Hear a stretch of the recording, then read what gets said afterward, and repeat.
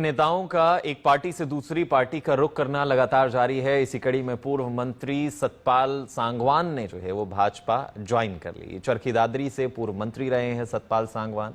पूर्व मुख्यमंत्री मनोहर लाल ने उन्हें जो है वो भाजपा ज्वाइन करवाई। सोनीपत में पूरा का पूरा कार्यक्रम रखा गया, जहां सांगवान को जो है वो पार्टी ज्वाइन करवाई गई। कुछ वक्त पहले ही जो है वो जेजेपी को सांगवान ने यानी कि सतपाल सांगवान ने अलविदा कहा था और अब जो है एक लंबे वक्त के बाद उन्होंने बीजेपी का दामन जो है वो थाम लिया है। आपको बताएं कि जब चुनाव होता है तो एक पार्टी को छोड़कर नेता दूसरी पार्टी का दामन थाम लेते हैं, या कहें कि ये सिलसिला काफी तेज हो जाता है।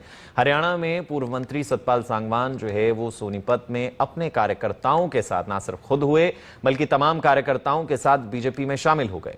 हरियाणा के पूर्व मुख्यमंत्री मनोहर लाल उनको और उनके तमाम कार्यकर्ताओं को भाजपा का जो पटका है वो पहनाकर पार्टी में उन्होंने उनको शामिल करवाया।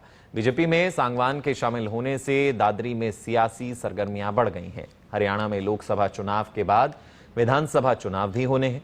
ऐसे में दादरी से टिकट को लेकर बीजेपी के दावेदारों की बेचैनी बढ़ना भी लाजमी है और हो सकता है बढ़ भी गई हो। सांगवान ने कहा जाए कि नवंबर महीने में जेजेपी को अलविदा कह दिया था। इस दौरान पूर्व मुख्यमंत्री मनोहर लाल ने कहा कि अलग अलग पार्टियों के नेता भाजपा की तरफ आकर्षित होकर आगे बढ़ रहे हैं। भाजपा दुनिया की शक्तिशाली पार्टी बन रही है। इस दौरान पूर्व सीएम मनोहर लाल ने दिल्ली के मुख्यमंत्री को जेल में शुगर लेवल बढ़ने पर भी जो है वो चुटकी लेते हुए कहा कि शराब मामले में जो व्यक्ति अंदर है वो शुगर का बहाना कर अस्पताल आना चाहते हैं।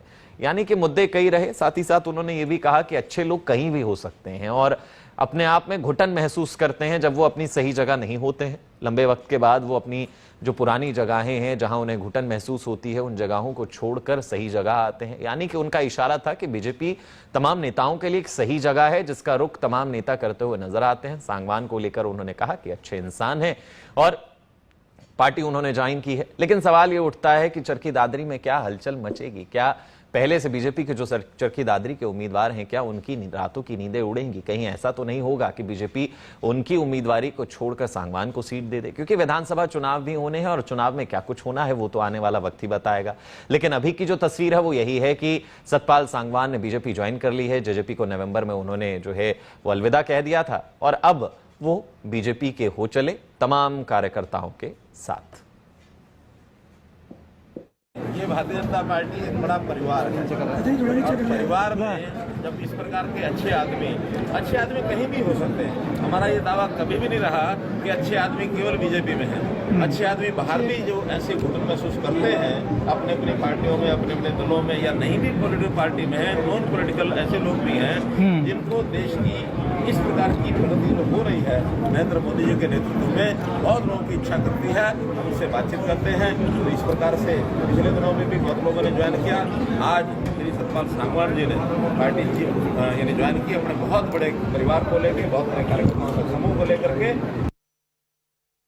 तो चलिए